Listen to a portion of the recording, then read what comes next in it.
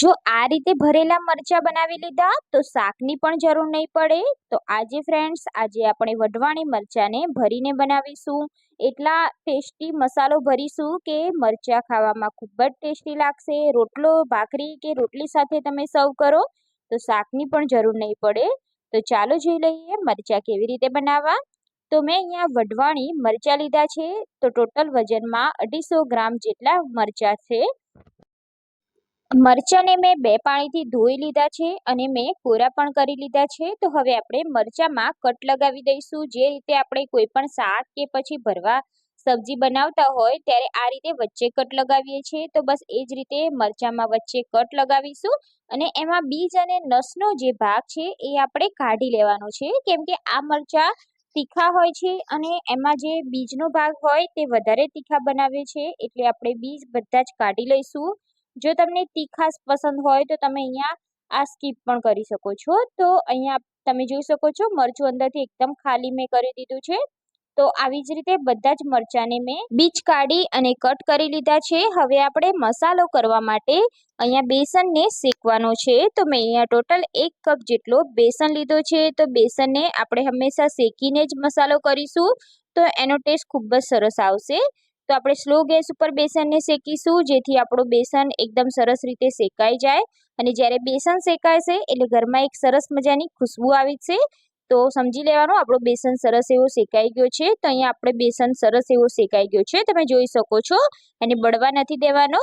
હવે આપણે ગેસની ફ્લેમને બંધ કરી તેને ઠંડો કરી લઈશું.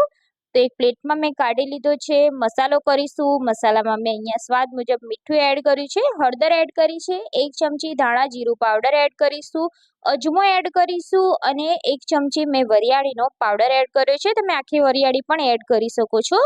અડધી ચમચી ખાંડ એડ કરી છે અને અડધા લીંબુનો રસ એડ કરીશું જેથી આપણું ખટાશ અને ગળપણ બંને ટેસ્ટ બેલેન્સ થઈ જાય.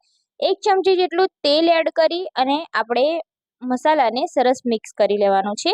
અહીંયા તમે લાલ મરચું પણ એડ કરી શકો છો, પણ આ મરચાં ઓલરેડી તીખા હોય છે એટલે મેં લાલ મરચું બિલકુલ નથી એડ કર્યું. તો હવે આપણે મસાલો તૈયાર કરી દીધો છે. હવે આપણે મરચાંમાં ભરવાનો છે. તો જે રીતે આપણે કટ લગાવ્યું હતું એમાં જ આ રીતે મરચાંને એકદમ સરસ ભરી લેવાના છે. આ રીતે તમે જોઈ શકો છો. તો બધા જ મરચાં આપણે આવી જ રીતે મસાલો ભરીશું. એકદમ સરસ મસાલો ભરીશું તો મરચાં ખાવામાં ખૂબ જ સરસ લાગશે. તો મેં અહીંયા બધા જ મરચાંમાં મસાલો ભરી લીધો છે, તમે જોઈ શકો છો. હવે આપણે મરચાંનો વઘાર કરવાનો છે. તો આ રીતે કોઈ પણ પેન લઈ લેવાની, એમાં આપણે 2 થી 3 ચમચી જેટલું તેલ એડ કરીશું. તેલ તમે તમારા ટેસ્ટ પ્રમાણે વધારે ઓછું કરી શકો છો. 1 ચમચી રાઈ એડ કરીશું, 1 ચમચી જીરું એડ કરીશું. બંને સરસ ફૂટવા લાગે એટલે ભરેલા મરચાં એડ કરી દેવાના છે. અને હવે આપણે એને અડ્યા વગર ઢાંકણ ઢાંકી દેવાનું છે. જોડશો તો તે લોટ બધો બહાર આવી જશે. એટલે આપણે થોડીક વાર તેને સ્લો ગેસ પર થવા દીધા.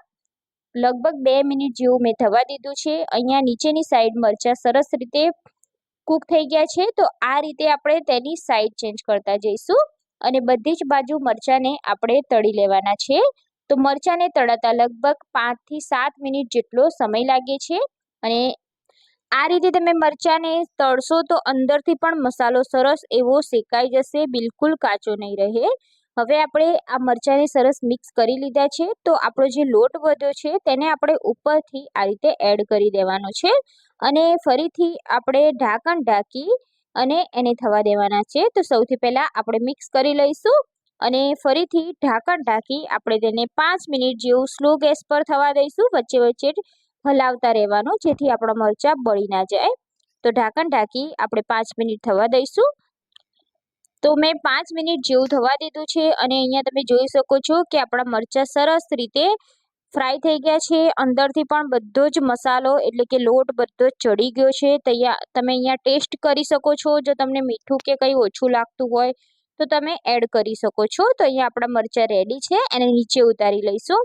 તો ગરમા ગરમ મરચાંને સર્વ કરો. રોટલા સાથે, ભાખરી સાથે, રોટલી સાથે સર્વ કરો. ખાવાની ખૂબ જ મજા આવશે. શાકની પણ જરૂર નહીં પડે જો તમે આ મરચાં બનાવી લીધા તો. આ મરચાંને તમે 3 થી 4 દિવસ સુધી ખાઈ શકો છો કેમ કે આમાં કશું થતું નથી. આ મરચાં એટલા ટેસ્ટી લાગે છે. તો ફ્રેન્ડ્સ, તમે પણ આ મરચાંની રેસીપી ટ્રાય નથી કરી તો એકવાર જરૂરથી મારી રેસીપી ટ્રાય કરજો.